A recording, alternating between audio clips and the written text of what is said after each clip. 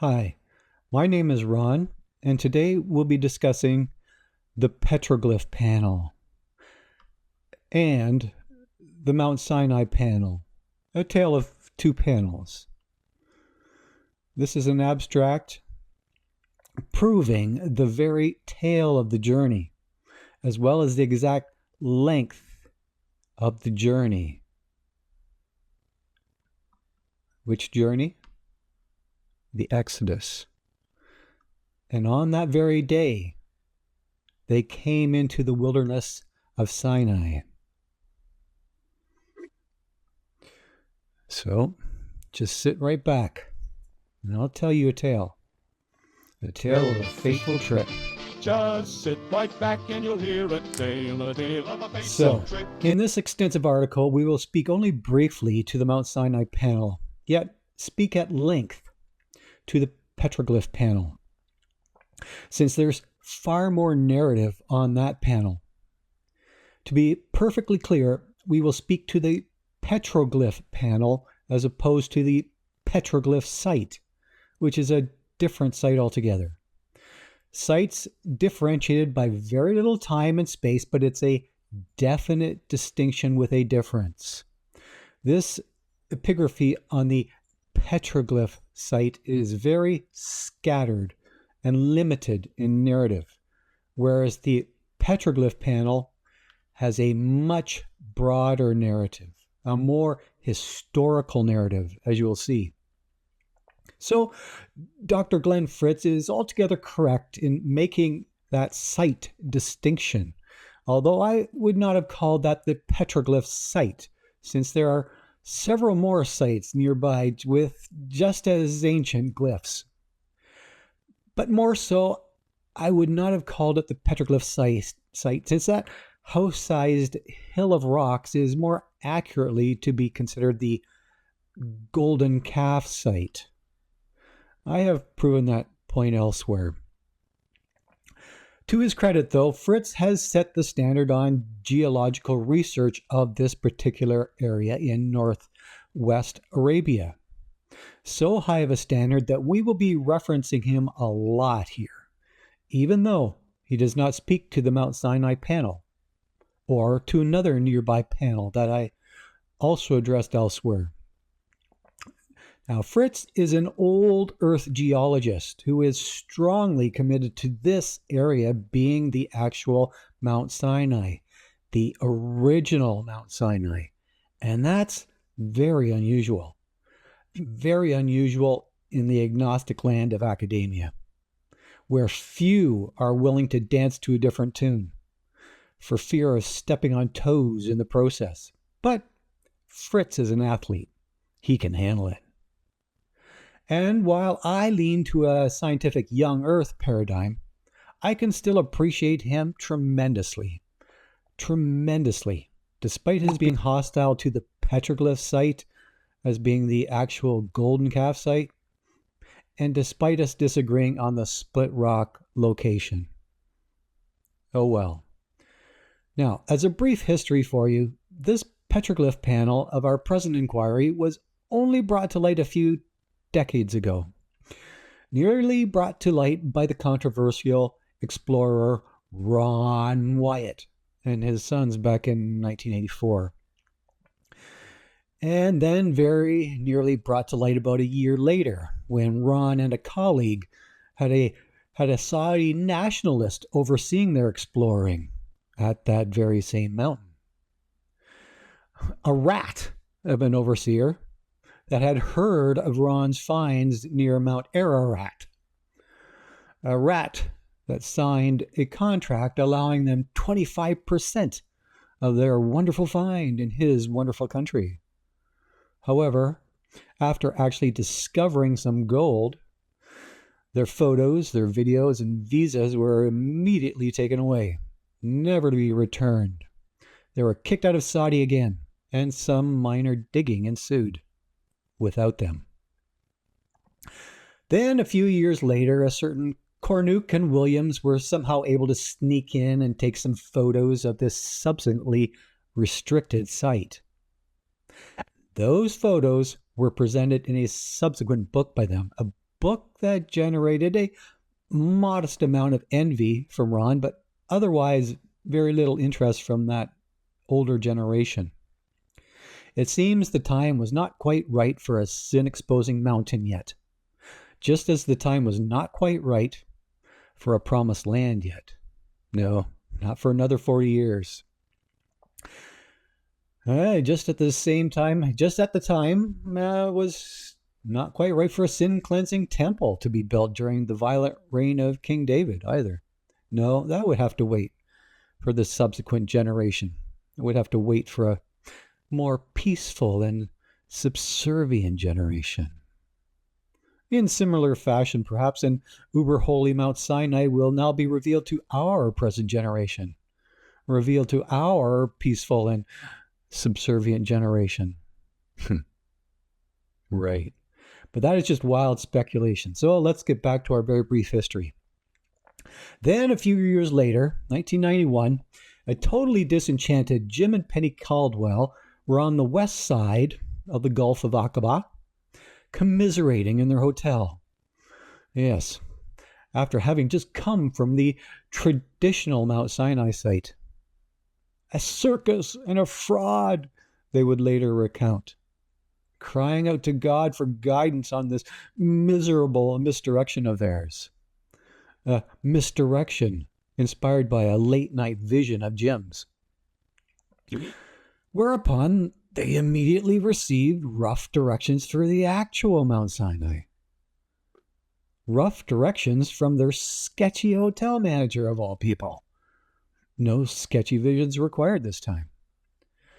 Rough directions that a very determined Ron Wyatt and his wife had left with that hotel manager a mere half hour earlier. Directions intended exclusively for that nominally Muslim hotel manager. Directions sketched on the back of a fax copy. Crude directions, right along with a small down payment in order for the manager to secure a good camera in Cairo, and then to secure some compelling photos of that mystical mansion. Photos that he could conveniently capture on the way to his mandatory pilgrimage in Mecca. Conveniently, despite being several hours off from that well-worn path. A money-grabbing mission that he tried to hook up with Jim and Penny on, hoping to use their camera. But that wasn't about to happen. Not with an already crowded vehicle. And there were other complications as well, such as not having that all-essential visa. So he tried pawning that mission off on Jim now, rapidly scribbling directions on the back of a hotel napkin, and then promptly bogarting those scribbled directions as soon as he heard the word no. Directions which Jim hurriedly copied down from memory. But that was enough for this now revitalized pair, who were actually living in Saudi at the time. A pair that had virtually driven right by the actual Mount Sinai on the way to the speculative one. But a drive-by that they were to hugely make up for now. To make a long story short, it wasn't too long after that Ron finally got some gorgeous photographs from folks he had never ever met, for free even. 300 photos plus video that he would parade to various churches, that he would parade till his dying day in 1999. To continuously parade, despite minimal interest by the church at large. To anonymously parade, so as not to get Jim and Penny kicked out of Saudi. Anonymously, despite the credibility issues that continued to haunt this real-life Indiana Jones, being persecuted by his own denomination even. A parade that an Andrew Jones is currently heading at the moment. A parade resplendent with high-def pictures and drone videos now. Yeah, check it out on Discovered Media. Awesome. Though Jim and Penny, and Wyatt's wife, are starting to publish more now as well. Quite remarkable media that you can find there. Media dismissed as largely unremarkable by the vast majority of academia, however. Yes, these people included. Perhaps because the implications are just so enormous. This truly is a quantum leap of faith with your tenure on the line. As a result, this truly remarkable petroglyph panel has still only seen minimal study, such as the very brief 2002 Albid report, which we'll be discussing, has only seen minimal study since this panel is so tremendously obscure, remote, and incredibly hard to date, with estimates varying by thousands of years, supposedly thousands of years before the Exodus even. But then, we know how hard it is to date rocks now, don't we? With current Saudi experts now claiming this obscure artistry as their very own. Artistry including their very own domesticated cattle, and even claiming that there may have been cattle native to that northwest area of Arabia right up until 2500 BC, when the climate was a little friendlier. Yeah, right. But we all know how climate changes, right? But that is just shoddy scholarship on their part. This comprehensive panel has an immediately recognizable structure and an immediately recognizable language, even for this neophyte. And it is definitely not Arabic, as you will see. So it should have been studied far more. What were those experts thinking? Studied far more, since the engravings on this petroglyph panel are highly systematic and far less artsy-fartsy than those at the actual Golden Calf site. No, this panel is fundamental in speaking to the actual history, the actual climate, and actual language of that Bronze Age Hebrew culture. Yes, you read that right. The actual language of that Hebrew culture. This is a panel that will set back current language assumptions by hundreds of years. Welcome to the new chronology. Welcome back to a biblical chronology. And to that end, this present article is your most extensive analysis of that panel to date. An analysis by a layman who is tremendously unqualified. Yeah, me. Having said all that, those panel engravings are located less than 1 kilometer away from the Golden Calf site and less than 1 kilometer away from the base of the actual Mount Sinai, which is to say, very, very local to the imposing narrative.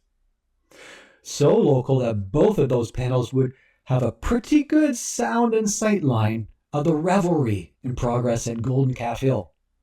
Sort of like our Canadian members of Parliament having a pretty good sound and sight line at our recent trucker sedition. A failed coup, much like the earlier Capitol Hill riot coup stateside. You want better directions to those pivotal panels? Or more pictures? Or more background? Well, buy the Fritz book then. Right there. It is simply superb. Failing that, here is that petroglyph panel that is also in Fritz's book for your serious, and also in the Albid article report, for your serious consideration. Here is that panel that we will be discussing. Yep. Joel Richardson, rapping like a beastie boy at the petroglyph panel. And the above is to give you some real-life dimensions, whereas the close-up below is for our more detailed analysis. And we'll give you a little more detail there after. The above photos and several others are courtesy of Joseph Cheatham, a friend who took some better photos than I did at the time and seemed to have better timing than I did at the time. We'll be showing you better photos as well. Catching Joel in really good form.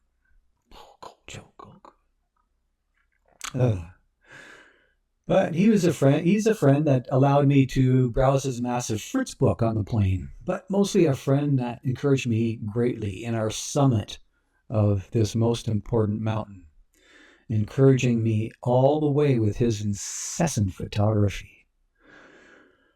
A great and lengthy climb, giving me ample time to consider why this impulsive senior was going to all this effort. For my own personal glory? And I think not. I'm not big on jogging or climbing mountains. Now, while I happen to like the We the Kingdom lyrics of I'm going to climb a mountain and I'm going to shout about it, I'm not Armenian.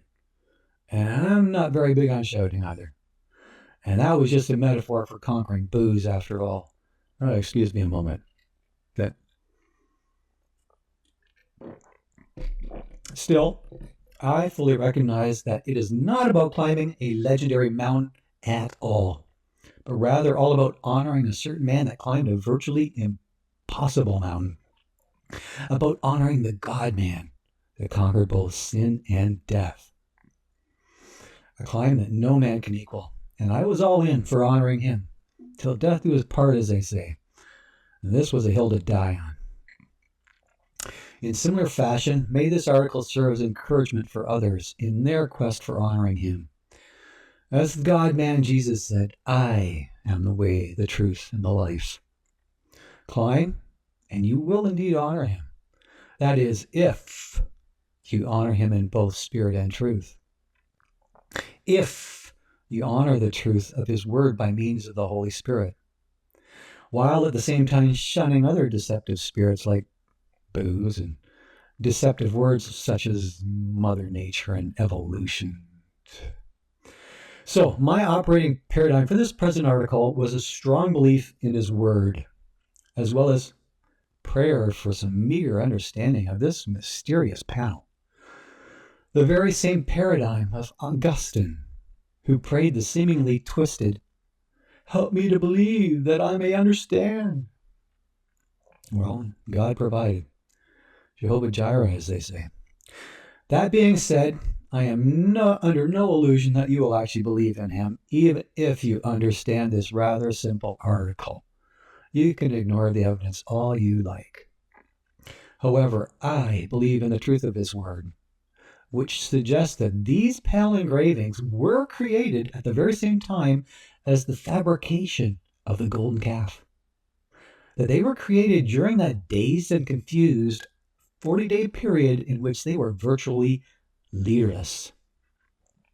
Leaderless days in which each man was free to follow his own idolatrous heart. No such engravings would be permitted afterwards. Leaderless days when the one who had just led them out of slavery and through a massive sea was now summoned to an unseen and tumultuous place. Moses was now summoned to the summit of Mount Sinai for an extended period of time with a prolonged unknown status. A panel created towards the very end of that 40-day period, created as an anxiety and rebellion, was rapidly accelerating. Created not long after they had gotten properly settled. After all, idle hands are the devil's footstool, right? A panel created by adults. A corporate compilation by perhaps 12 primary authors, each with a significant figure or two to contribute. Tribes that represented themselves with various symbols right next to or even entrenched in their significant figures. A complex sort of autographs or even branding of their cattle, perhaps. And to that possessive end, below are my proposed symbols for those tribes represented in a now transcribed left to right reading order. whereas the previous reading order was right to left, naturally. Now, which symbol is which tribe is yet another article in don't hold your breath on that one. Tribes creating figures in which their dopey cattle were given an inordinate amount of attention, an inordinate amount of artistic real estate. Does that sound a bit like idolatry to you? Created at a time when the creators of this panel had a ringside seat to the more obvious idolatry that was then erupting at Golden Calf Hill. The creation of a certain calf. A petroglyph panel that even includes what appears to be a figure of the idolatrous calf being created. Now, our panel in question was definitely not engraved in a day. Way too much work. Just as the golden calf idol was definitely not forged in a day. Way too much work. We have shown that elsewhere. But, and I rather doubt that the less artistic Mount Sinai panel was engraved in a day either. It was engraved by idolaters that also had a ringside seat to the rebellion and revelry occurring right before their eyes. And they loved it. And idolatry reflected with a dopey calf on their panel as well. Yeah, a dopey calf.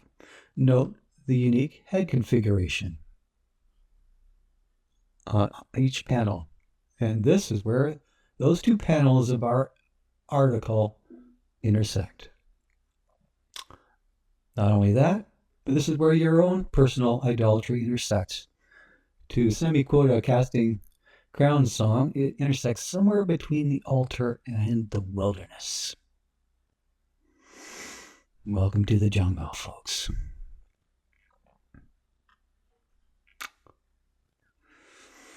Yes, there we see some worship. Inordinate worship. To repeat myself, our petroglyph panel is a composite of numerous artists, with some being more artistic than others. With that camel engraving on that panel being a bit of an anomaly. It was engraved with a clearly superior instrument. A clearly superior implement, as some laymen would say. Likely much, much later. A camel with really pathetic proportions. A long-necked beast with a puny, puny head. So not regarded very highly at all, despite being regarded highly enough for Jacob to bring them down from Mesopotamia. Bring them down in order to carry a gorgeous Rachel and her childhood idols, and perhaps a few mandrakes for the road. Now, for the most part, those larger figures are indeed portraits of their own personal cattle. Cattle with very distinct markings. Hebrew markings of stripes that Father Jacob was awfully notorious for. Notorious for his animal husbandry, for his breeding of stripes into his herd. Markings that are cataloged on this panel for tribal ownership purposes. Allegedly cataloged for empathy purposes as well, with the grand Egyptian hope that their cattle might remember them kindly in the afterlife to come, in a transmigration sort of way, sort of like your cows and monkeys of India. A dope of a hope. Still, a Hebrew hope and cows that Israel returned to some 500 years later, under the rigid reign of King Jeroboam. This was not just a temporary third world insanity. This was a hope that lingered. And hope still lingers today, believe it or not. Check out the massive bull of our 2022 Commonwealth Games opening ceremonies for some of our very own first world insanity. Look at that. Madness. Or maybe this insanity is only in Birmingham, England, huh? Well. But a smoke-billowing bull? Appeased by a crystal? Really now? With a disproportionate number of bulls on those panel engravings being massive bulls. Yeah. Bulls symbolizing strength, bulls symbolizing power, bulls having a remote resemblance to their primal bull god of Egypt, resembling their alpha bull god named Apis, resembling their glorious son of Mama Hathor, or Hathor, a son who later morphed into Osiris upon his ungodly death. What? What kind of a god is that? Well, doesn't he look glorious? With perhaps the fertility goddess of Egypt, Hathor, being engraved at the very bottom left of our petroglyph panel.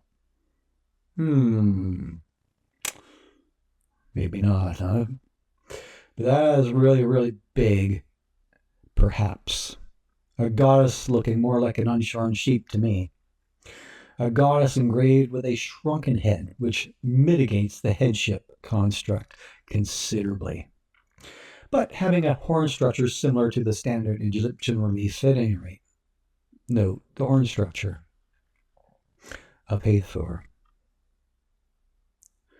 There we have a relief in Egypt of royalty being suckled by the goddess Hathor. So, how's that for an Egyptian relief, huh? How's that for horns?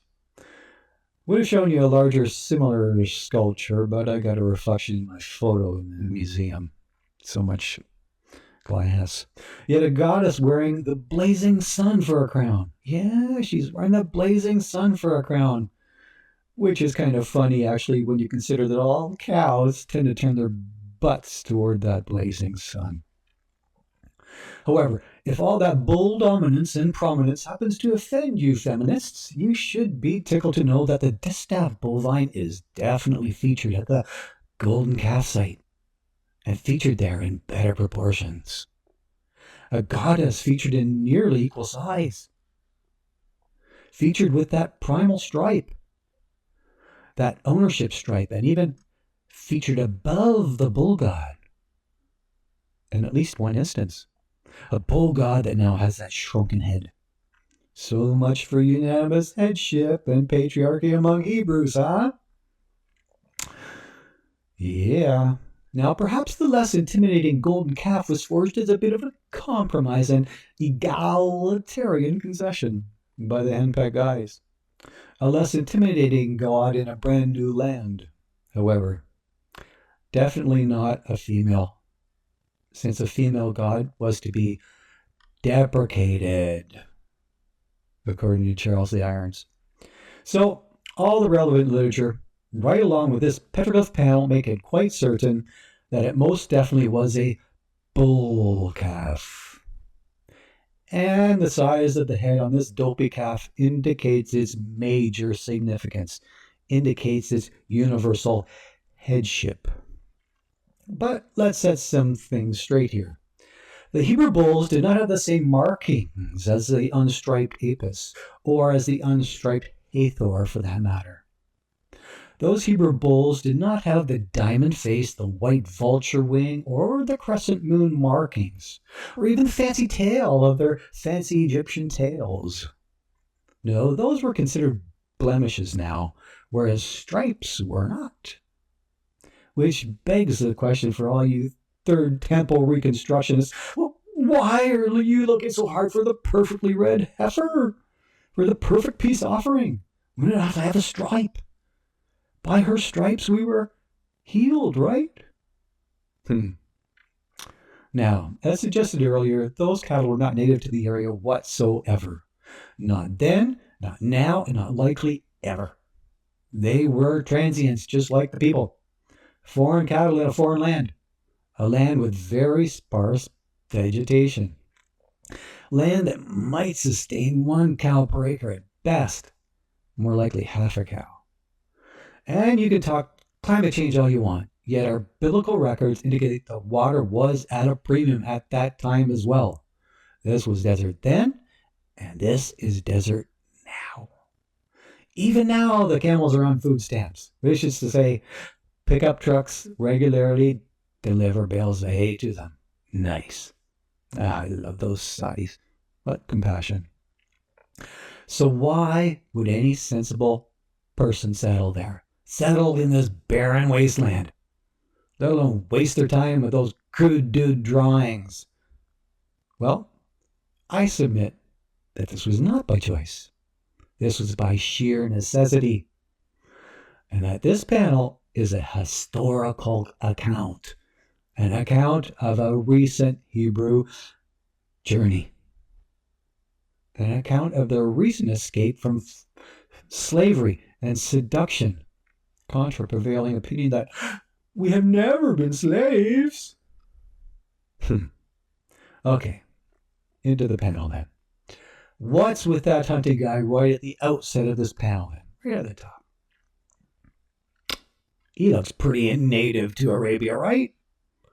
Even if his aim is a little off. Well, contrary to answering it all, I think that guy was a recent casualty. A Hebrew warrior wiped out by an Amalekite earlier on in this journey. Wiped out right around the split rock narrative. Wiped out by that indistinct figure in front of him. Hence the boots up flat line you later see engraved on this panel. A warrior that was lost just a few weeks earlier. A flattering memorial of a warrior lost. Flattering? Yeah. That flattish line here is a Hebrew logogram. Whereas that flattish line at groin level is a quiver. Get your mind out of the gutter. Still, those dudes that those Hebrews drew are most definitely crude, complete with not-to-scale appendages, unlike the Mount Sinai panel, which is far more realistic, with the appendages being a little more down and down to earth. Now, the center dude on this panel even appears to have a circumcision, we will show below here. Center dude, be our focus. He even appears to have circumcision, but that is clearly a later scribal addition. The patina of the desert varnish on that accretion is simply all wrong there. It is just too deep and solid. You can see that it is an addition. Different color. A different tool was most definitely used there. To paraphrase Lehman, there ought to be much more ado about an implement. It draws distinctions. Not only that, but the anatomy doesn't correspond very well with the others either. No, one of those things is not like the other. Not like the other. Perhaps that much later camel guy was just having some fun defacing those figures. We see those adolescent accretions being made in Arab epigraphy as well. Here's Joel again. Cool. Now, according to that expert Al-Bid report, yes, this Al-Bid report of 2002, that center dude and his mate are actually performing rituals around an ox. Yeah. Rituals? I don't see that at all. That is not a ritual, folks. And that is not an original penis. Can you see the patina anomaly? Full disclosure, that dude on the left is actually a dame holding her hubby's hand. Hardly a ritual. With a bit of a belly on her originally. A baby bump perhaps, a bump that was augmented a bit, augmented with a phallus. As a rule, you can generally tell the gender by the addition of something immediately above the head. Yeah, there's a gender distinctive, indicating a pretty good head of hair. Hair is a woman's natural glory, after all. Men, they tend to lose it. As a good example of that, let's take a closer look at the telltale hair extension on who I call the busty chick. The chick who's balancing on the tiger's tail below. Busty? Yeah. Tiger? Okay. Yes, busty, since a chick with a baby bump wouldn't be doing that sort of thing. Seemingly balancing on a pet tiger that they brought along for the journey. A mascot. A tiger with only one stripe, that primal Jacobite stripe. So that tiger is more likely a dressed-up lion. A lion with the telltale mane to suit. A lion made mention of in the closing address of Moses just before he died. A lion that is compared to the tribe of Gad. Whereas the tribe of Dan is more like a lion's whelp. Just a little whiner. Along that same acrobatic vein as above, it seems to be a guy who is balancing on the bull below. Balance away. Guy, small erect appendage, perhaps. That cowboy must have been kind of drunk at the time, or high on those popular mandrakes. And if that rider, if he lost a full 8 seconds, he should try out our world-famous Calgary Stampede. Try out our Canadian healthcare while he's at it.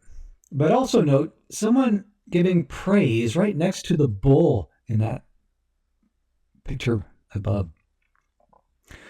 That one also looks like a chick, a Hebrew chick, of course. And she's cheering him on. Or perhaps she is giving praise to that miniature Hathor figure directly above that bull. Right there. Perhaps. But the spacing isn't quite right then, if that were to be the case. But kindly allow this wrong guy to make a brief comment here on cheerleaders. Or on Arabic cheerleaders, to be more specific. Or rather, allow me to share some comments made by a McDonald guy instead of Michael McDonald, who's an Arabic expert. Arabic expert epirapher. By a guy who was the founder and academic director of studies on inscriptions of ancient North Arabia for quite some time. Some comments made in his 2012 article, Goddesses, Dancing Girls, or Cheerleaders, which you can find there.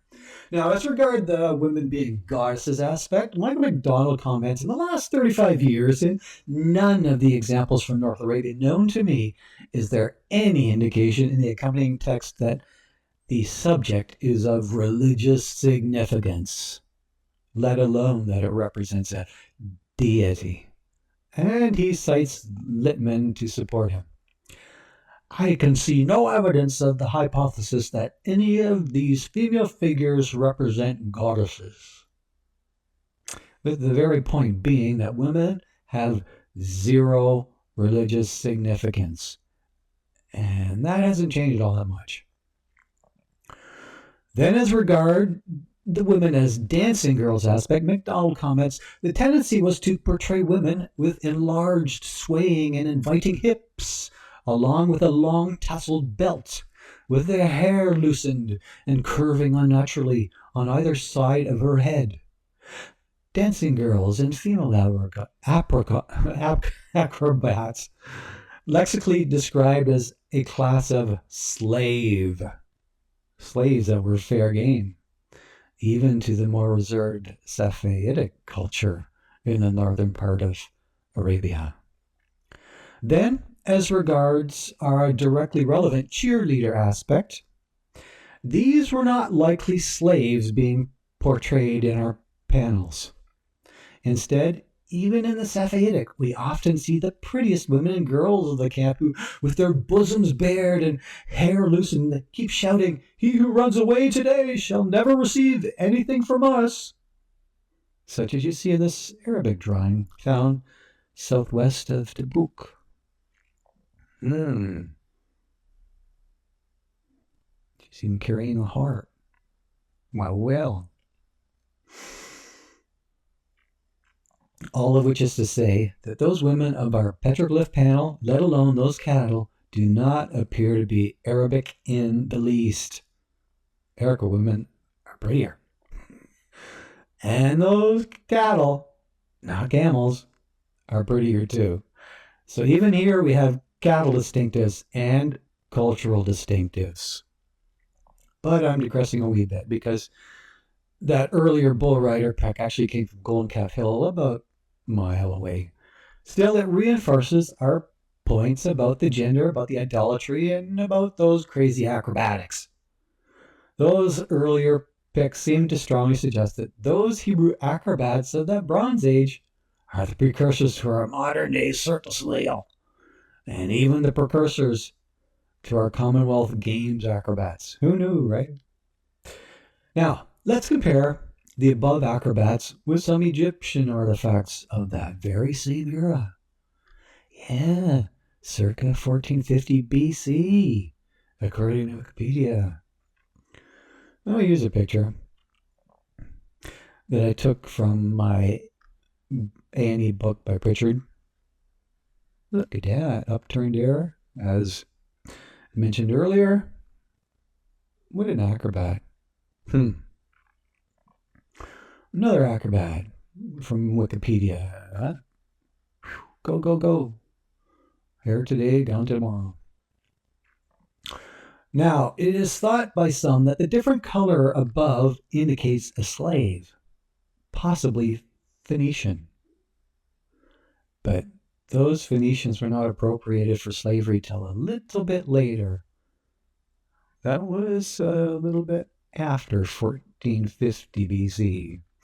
Not until Egypt lost their Hebrew workforce and lost a pile of soldiers while trying to reclaim their workforce. And then those Phoenicians came in awfully handy. Anyway, not going to show you any more pictures of that incredibly dangerous bull leaping or that crazy cat lady stuff. You just might get the wrong idea. Let's just say that those Hebrew slaves entertained those Egyptians greatly with their flexibility, among other things. But getting back to the hair of our panel, check out the hairdo on the chick right next to the tiger's head. Extreme left in our photo below. Now, isn't that wild?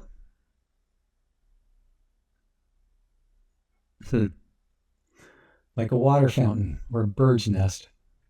She is a baby bump too. Yeah, she is a baby bump too. Whereas the Hebrew chick, underneath our operative golden calf, is wearing a different hairdo altogether. That or she has a really big head. But in this full frontal, she is clearly giving full halal praise to that unusually big-headed calf. To that calf with incredibly symmetrical stripes. Remember me saying earlier there was zero religious significance associated with women in Arabic epigraphy? Well, you want to make this embarrassing anomaly the exception? Go for it. Moving on. That chick is giving praise exactly like that chick immediately to her left. They're both giving praise. They are the exact representation of the hey consonant of that Bronze Age time. Note the hey representation, a consonant which just so happens to be the nearly exact representation of the Egyptian hey symbol as well.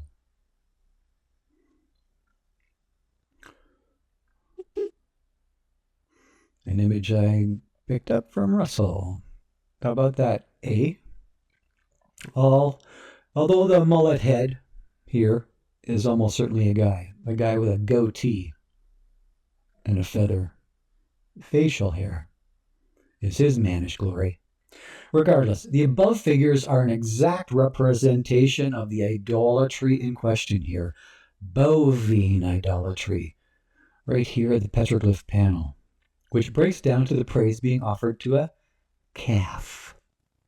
A calf that was currently being fabricated from gold. Yet, what is the guy to the immediate left of this golden calf doing? More acrobatics? Now, some of you desperate linguists might think that he's just holding an esoteric form of the H consonant upside down. However, that guess has zero context to it. That is just too random.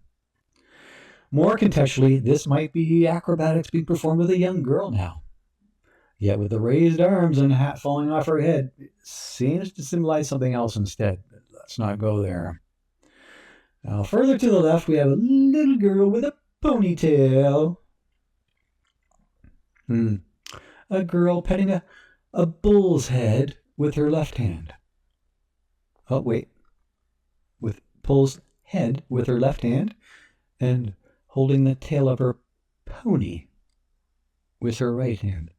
Or perhaps that was the lion's whelp. A tail that looks so much like her own. Ever heard the expression that pets are the spitting image of their owners? Well, I'll be a lion's whelp. Then to our extreme left, we have yet another guy holding some tail. Yeah, holding some tail. A fly and poop encrusted tail, no doubt, but the tail definitely helps with the locomotion. Yes, do the locomotion. Go away, train. Believe it or not, that tail is quite a handy start and stop device. Just a slight tail twist motivates the cow to move forward, whereas a little tail lifting prevents them from backing up or kicking. Almost like your modern day joystick. You want better details? Check out this leg. Not only that, but holding on to some tail also prevents you from getting whacked or from walking into something unexpectedly. Now, let's take a look at the extreme right of this panel now. This particular pictograph is a considerably bigger puzzle. So much so that we are going to give you a hyper close-up of this one. Just stare at this for a while and let me know what you see. What do you see? Yes, this is like a Rorschach test, huh? As Fraser Crane asks, what color is the sky in your world, right? Yeah. However, those albid experts seem to think that longer vertical line might actually be a snake. Yet the curves are so very unnatural. Really? And the bulbous head just ain't there. And that is the operative part of the wiggly beast. So your serpentine fears are completely unjustified, dear patient. Yet using my biblical paradigm, this may be a geographic detail instead. A top view representation of a traumatic shoreline. A shoreline where they were trapped by the Egyptians. Trapped. A top view sketch of a dead end. A very dead end on a beachhead. Yes, a dead end right in front of Poseidon. Poseidon? The alliteration? Poseidon? A sea, which I'm guessing is the god that covers, as seas have a tendency to do.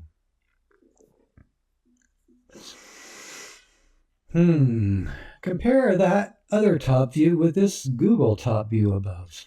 Check this out. Make a comparison. And put them side by side here.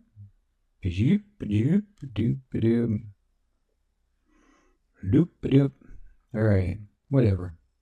There is some comparison there. Can you see the Nueva beachhead? Along with the lesser heads? We have lesser heads here too. No? Well, try staring at it a little longer then. Still no? I'll skip it. With some sort of side view figure drafted right just to the right of that top view. Here is that side view, drafted just to the right of that top view. Perhaps a side view of the canyon walls leading up to that frightful dead end. Or at least that would be the chronological progression of that drafting. That is, if we were moving a narrative from left to right, but from right to left. But this is a map, folks. It's a map. And that side view profile doesn't really look like those earlier canyon walls either. Not at all. As you can see from this Google Earth photo below, our panel profile is not nearly as jagged. And the slope, well, the slope is totally wrong. Yeah, it's not jagged. It's not slope. So it is much more likely that this panel figure is something else. Something else to the immediate east of that frightful dead end. And I would submit that this figure represents the parting of that sea instead. Yes, that this figure represents their passageway to freedom, to coin a fanciful phrase of some recent unrest. That this figure would represent more of a heaping wall of water than a pyramid of rocks. Water congealed like jello, forming a gelatinous wall. Then you can read there. The far more daunting profile on the geographically correct side of that very dead end. Not only that, but a proportionately correct profile if that canyon width of about 500 feet were to be maintained as a passageway, to indicate a proportionally accurate depth of about 2,500 feet on this daunting sea. A 10-mile wide sea with a very doable incline, as will be shown later. Still, a pictograph with a very puzzling element engraved about halfway down that passageway. I don't know, a puzzling element. Something. This is a little unusual. Puzzling element there.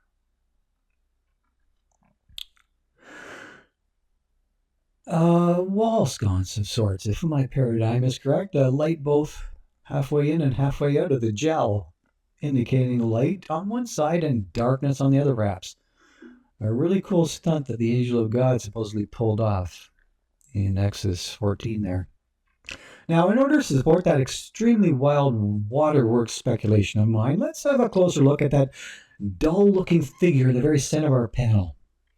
Let's take a closer look at that character that was engraved with only a shallow scratching on that rock's patina. That center dude that we referred to earlier. It is this dude who is our focal point. This is where our brilliant Levite takes over this integrated narrative. Takes over to present a summary of this entire panel. Takes over with a deeper engraving at this dude's feet. Yes, deeper here. An engraving that also looks like your ambiguous snake, but for the very same reasons given above, it is definitely not a snake. Not a vague representation of the consonant N, as in that later bronze serpent called Nehushtan, but rather a more exact representation of the M consonant, as in help, mom. Yes, letters that both look alike and sound alike in our English language. However, this elongated doodle is a more exact representation of the ancient M instead. The M. More exact, according to our Middle Kingdom, New Kingdom, and even Iron Age figures shown below. Middle Kingdom, New Kingdom, Iron Age. It looks more like those than it does like those. Figures which come from our extremely helpful chart shown below. But before looking at that chart shown below, please feel free to doodle that water figure in the space below. That M in the space just below here, that is if it makes you feel better. Okay. Feel better. Let's doodle the M out. Let's get all three H's. enough of that. So here's our chart that we're using as a reference. Now, as you can see, a chart of petroglyph figures created by Douglas Petrovich, right here. A fine gentleman whom I have had some brief dialogue with, and I really like him, even though he encouraged me to learn Hebrew back in January of 2002. So I'm really not sure he likes me all that much. A doctor of archaeology from Ohio who used to teach at our Laurier University in Ontario. A doctor with a solid biblical faith. A doctor who is presently causing no little controversy in maintaining that Hebrew is the world's first alphabet. And he seems to be holding his ground quite well without the aid of the more radical Miles Jones. A very helpful doctor who does not subscribe to Mount Sinai being in Saudi, however, and does not believe that there is any Paleo-Hebrew in Saudi whatsoever. But I expect the good doctor will come around eventually when he sees what was hiding in plain sight, despite this utterly destroying his reed seed paradigm. But an excellent chart based on a paucity of Hebrew artifacts, which is to say, artifacts that are few and far between in Egypt. Yet I fully expect that our present Saudi figures will soon be added to his lexical chart, will be added to his micro-vorlage, so to speak. Now, to repeat myself from earlier, from his chart, you may see that this is a more exact representation of the letter M, as in mayhem, as in a body of water, as in a huge body of water, like an actual Red Sea. A sea big enough and deep enough to drown an army, deep enough to crush your land-loving lungs, and big enough to displace you from any flotsam and jetsam. Now, to see just how exact that letter M is, let's put them side by side, shall we? Let's compare our panel figure with the Middle Kingdom column of line 13. Now, check that out. And check that out. Well, is there a similarity there? I think there is. Close enough for you? No? Well, what if that C were a wee bit bigger? Can I expand that a bit? No. Yeah, can you see that squiggly figure as far more likely representing waves than a snake? Huh? Excellent. You're my favorite patient then. Let's move on. Move on to a line that is curved instead of squiggly now.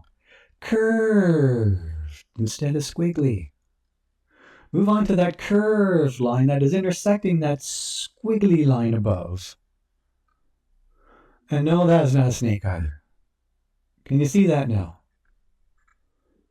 Not a snake.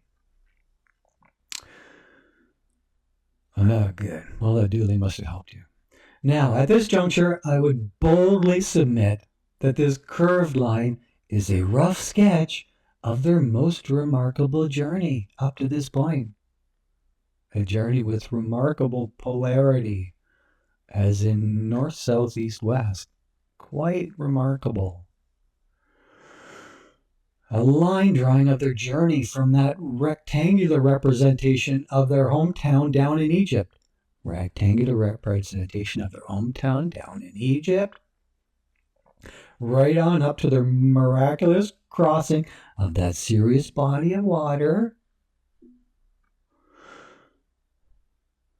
Right on up to their presently being kept at a point where a tent peg marks the spot.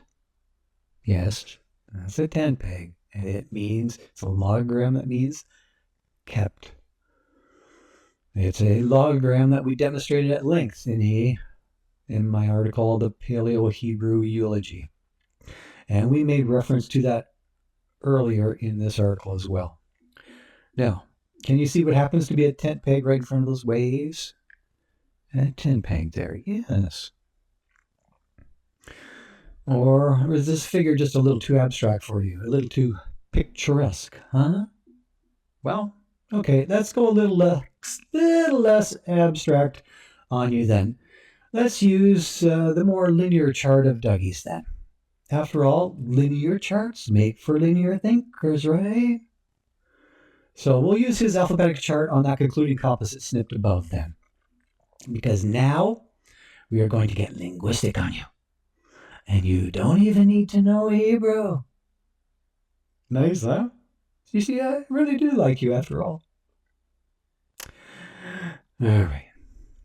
First off, would you kindly consider that intersecting line in our figure above to look somewhat like a yod in our chart? A yod? A Hebrew yod? Yeah, to look like that two-pronged fork. A line doing double duty, so to speak. Linguistic as well as map duty now. Drawing attention to our text. Yes, check out the 10th line of that chart. The yod figure. Now, can you see the similarity to those curving Middle Kingdom images? Especially to that Lakis image? If it were inverted? Now, as you can see from the chart above, and as you can see from following examples, those figures were rotated, reversed, and inverted an awful lot in their development. Within their very own text even, in order to achieve a different nuance. So can you grant me just this one little inversion, huh? A polar inversion on those Lakis forks to complement and draw attention to our text? Thanks, eh? That's very kind of you. You're not as square as you think. With a somewhat peculiar squaring off that middle fork, though, to indicate another nuance. A rectangle doing double duty for a very large bayit, or house. Your Hebrew bayit, house. Or a very large yard with a large entranceway, which is how your Hebrew B was originally represented. That is the scholarly consensus. Don't argue with me. It's not my consensus, but I believe it. With the house above being about as large as Tent City in the suburbs of Mecca. Yes, about as large as Tent City. A tent city that houses about 3 million pilgrims at once. How is that for a crowded house, huh? But that is not our text. That is strictly pictographic. Secondly, could you kindly consider the panel figure to the immediate left of that yodish curve? Where did we go? Where did we go? There we go. To the left of that yodish curve.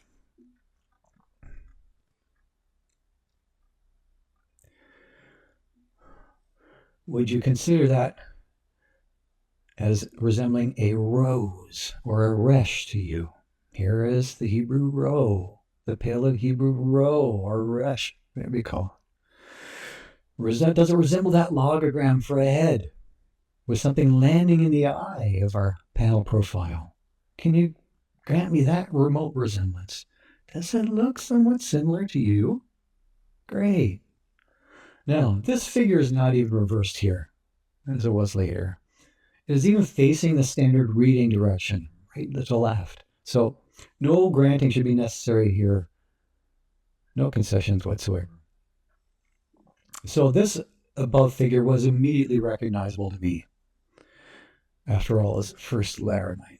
I thought, what's that doing there? And it should have been immediately recognizable to any ancient Hebrew expert, myself not included.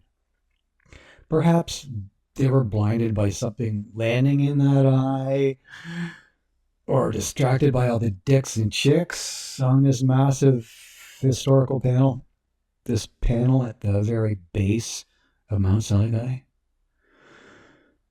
Oh, wow. Now, thirdly, could you kindly consider the next figure to the immediate left of that rose as remotely resembling a hat? As remotely resembling the 8th line of that chart, O'Dougie's. Can you see the resemblance there? Not surprisingly, that very same double rectangular shape appears to have been retained throughout all classical Hebrew periods. 1, 2, 3 periods. The shape retained right up to our present Hebrew age, where we have minimized the strokes of the H right down to a 3 in order to speed things up. Despite that variation, virtually all scholars of the Gezer calendar would consider that as a definite het, as sloppy and rotated and inverted as those hets appear to be, even within that same calendar. And you wouldn't want to contradict those unanimous bunch of scholars now, would you? We happen to have an extremely rare consensus here. Let's try to be peaceable, okay? So what's with all the sloppy, rotated, and inverted figures, huh? Well, that's a discussion for another day. Let's just agree on that het thing below for now, okay? I have circled some of those hets in that Gezer calendar below. Note the het there, note the het there, note the het there, and there. Yes, note the hets. And of course, the expert dating on that tiny 3x5 calendar. And just a super wild guess as well. I don't really know. No, our wonderful expert can't even agree whether it's Hebrew or not. Oh, well. Now, finally, I'm going to ask you to kind of consider our final figure, the figure immediately below that difficult het figure. Kind of compare it to the figure in the 6th line of our chart, Dougie's chart, if you will.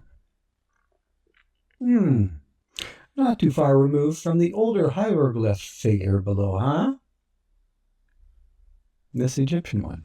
Pretty similar. Except that our panel figure is lying down again. Aww. Lying down just like the yacht of our first figure, as if to underline the linguistics above. To summarize, here we have the much maligned Vav letter to complement the linguistic message in our panel. Message in our panel. A letter which once was symbolized by a baby chick, and before that symbolized by an embryo in Egypt. A letter that currently looks more like a chicken wing. Chicken eggs. My, how deliciously our Hebrew Vav have grown, huh? With little meat on its bones now. Yet the Vav in our panel has a 90-degree rotation again. Still, are you going to kick this poor little Vav while it's laying down? Kick it, helpless little chick? Oh. But this is not a chicken and egg thing at all. And this is not subjective pictographic as we saw earlier. This is linear linguistic. Thank you very much. So, in totally orthodox fashion, from right to left and top to bottom, what do we have here? Linguistically, folks. Here's our conclusion. So, as shown above, we clearly have the letters YRHW totally intrinsic to this petroglyph panel. Letters consistent with Hebrew, really ancient Hebrew, what people call Paleo-Hebrew. And no, this latter portion of our inscription was not added afterwards, folks. Unlike that dehydrated camel and graffiti referenced earlier. No, the patina on this latter portion just so happens to be identical, and the stylus was just as crude. Not only that, but the journey context is perfectly consistent here. Hence, this is a perfect closing statement to this traveling account of those Hebrew hillbillies. Come and listen to a story about a man named Jed, a poor mountaineer. A statement referencing their present position, referencing it with a "you are here" figure, right along with a "you used to be here" figure, all the way from that very large house right on down to this stupid tent. How's that for downsizing? their present position on a properly figurative and equidistant map for easy reading purposes. Figures that bear scant similarity to any Arab linguistic family, not even to the very broad family of unclassifiable material, according to Al-Jalad, which appears to be called Talmudic, just for fun, called that for lack of anything more palatable to call it. But of course, you want actual proof of this profound lack of similarity, right? As renowned epigrapher Peter van der Veen suggested I include, since you can't take my word for it, I should include it, right? Okay, just try locating the above figures in this massive chart of ancient Arabic then. The finest chart that we have. Yes, this chart is courtesy of Oceana. Go to the website. Fantastic website. Now, from this massive vorlage of over 50,000 inscriptions, you might find a few distant similarities to our 4 operative letters above, but that's about it. Pretty distant. And then try finding them in the same regional family. Can't do it. So Arabic comparisons are simply not credible. They are drunken illusions. They are snakes in your tequila, Sheila, so sober up. Whereas even from the micro-vorlage of ancient Hebrew of Dougie, we have a profound similarity to every single one of those figures. And you should find that vorlage sampling argument extremely compelling. Extremely, mathematically speaking. Even more so when you consider the proper order that they were found in.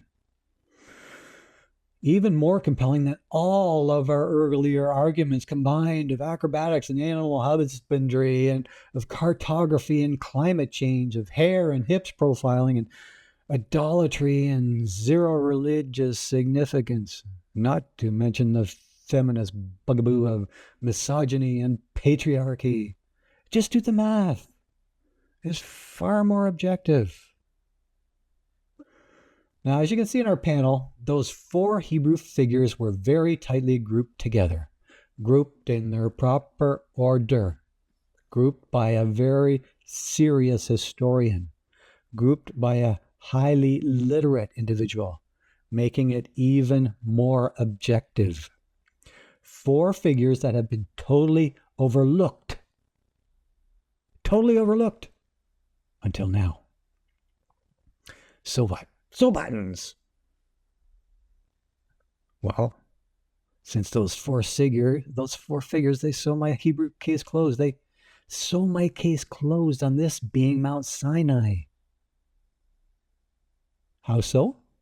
Well, since those integrated 4 letters are exactly how all your Hebrew experts happen to translate months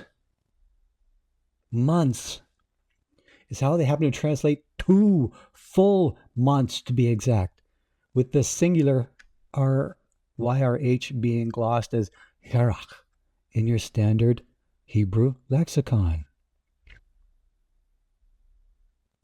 Just in case you missed it, folks, take another peek at that old Giesler calendar that we included earlier. As they say, the proof is in the calendar, something like that. And just like that ancient agricultural calendar, this panel also says 2 full months, 2 solar months, to be specific, lest your crops be planted at a terrible time. So do you suppose it's just a wild coincidence that this happens to be the very same time that it took those Hebrews to get to that holy mountain from Egypt? Or more specifically, just a wild coincidence that this is the very same time to get to that petroglyph panel of ours in question? Well, I think not. Our texts are being uber specific here, not fudging any days whatsoever for fun or whatever, and not succumbing to extremely awkward lunar time either, as we'll demonstrate in another article. To sum things up, those 4 Hebrew letters are incredibly solid linguistics, proving that local pictograph, proving that immediate pictograph of people from a rectangular location in Egypt passing over a huge body of water. But more specifically and more pointedly, proving that less immediate pictograph of people passing between 2 massive walls of water. A highly memorable event, wouldn't you say? An event worth writing down? Still not buying into my translation? Or just not buying into that difficult het yet? That incredibly awkward het yet? A het that also looks like a snake to some? Well, would you buy into that sketchy het if that Paleo-Hebrew engraving had some Sumerian roots then? Roots in our earliest known human literature. Roots that I have demonstrated elsewhere in an article called Paleo-Hebrew Neology. Excellent. Okay, let's try comparing our sketchy het figure to the alleged Sumerian figure of month then. Of month, for month. Okay, Sumerian figure for month. Well, Paleo-Hebrew figure of month. Really? There is a similarity there. How's that for a match, huh? How's that for a monthly calendar, huh? With those horizontal lines symbolizing weeks. With each horizontal line of the Hebrew het corresponding to 10 whole days of sunrises. Indeed, sunrises as we see in that chart, not moonrises. And we will demonstrate that solar timekeeping in another article as well. But for now, here is that simple Sumerian number 10 for all you numerological skeptics out there. That going to you think you can count on both hands. Even looks like folded hands, huh? A simple Sumerian figure then compounded times 3 in order to yield a partial month. A compounding which would suggest that the Hebrews had a slightly better counting of the days in your typical 12-month year by adding a partial line as well. Partial line? Yeah, by adding a partial line as well. And, you know, that is unless you see those larger chevrons as representing a fraction of a day. Those larger chevrons as representing a fraction of a day, which is exactly how fractions were represented back in Mesopotamia. A tradition carried happily right on down to Egypt, with figures that became a little more rounded now, in order to facilitate commerce, of course. Note how they became a little more rounded now. Note the fractions of Egypt. Figures looking a whole lot like the sun rising above the water now, rising above the fertile Nile now. But that etymology is yet another article, and this article has gone long enough. Even this conclusion has gone way too far. So in closing, intrinsic to this in Petroglyph Panel, we have a very compelling linguistic model included to prove its multiple pictographs. A very impressive Hebrew model to prove the tale of a most incredible journey. And not only that, to prove a linguistic model to prove the exact length of the journey. A robust reinforcement of the traditional account found in Exodus chapter 19, verse 1. So, having examined all the corroborative evidence provided above, would you skeptics still have the temerity to insist that this isn't a paleo engraving? That this is some other type of paleo? Or still insist that this was engraved by Arabs? Do you really think that rural Arabs bored out of their minds would ever even could have done this? Huh? Or insist that this historical engraving is not an account of the Hebrew Exodus, just a cleverly concocted fairy tale with some auspicious timing thrown in? Or would you insist that this historical account was added much, much later, added in an age of Arabic literacy, when camels returned to Arabia? Well, then it is you folks who are straining credibility, and certainly not me. Then it is you folks who are not being very rigorous, not doing your due diligence. Since somehow you folks you've overlooked something awfully, awfully big on the Pale. Something as big as the nearby sea. How big, you ask? Well, here's the current bathymetry of that crossing site. There's that beachhead that we showed you earlier. Here is the bathymetry, the various depth levels of that sea.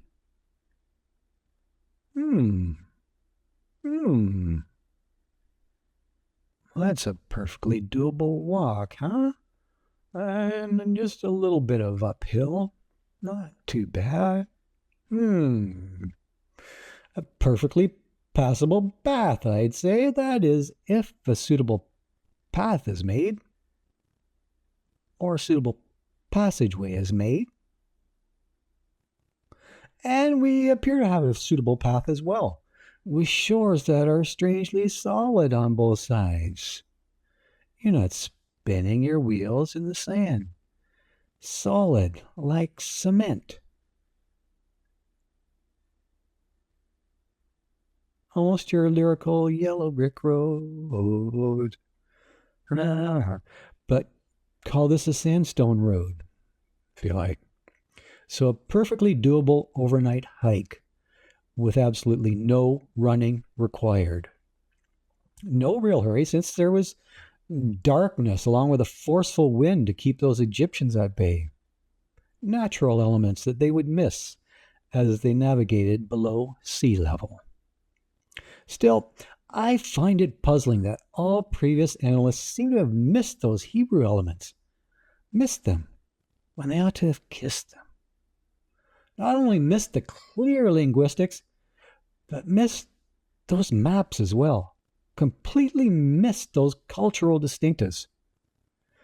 Right along with those cattle distinctives. No, those albeit experts blew it big time. Failing to see what they were paid to see on our incredible panel. Experts that were basically bug-eyed tour guides, unable to see their pictograph sea. Yeah, even their mountain height was off.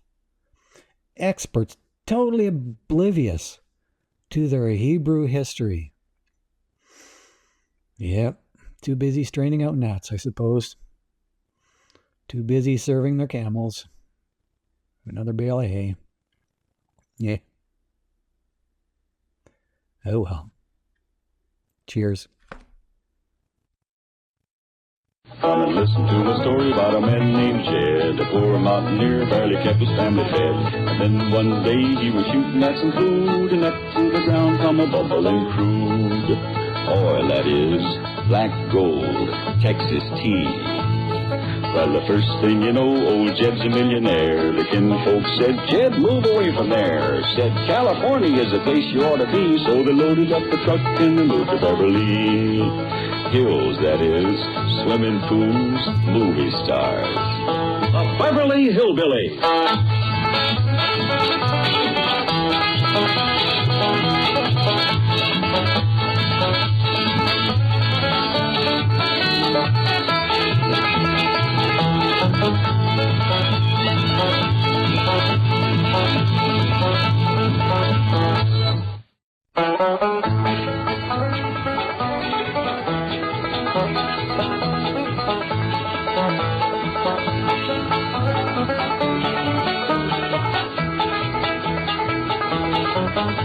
Well, now it's time to say goodbye to Jed and all his kin.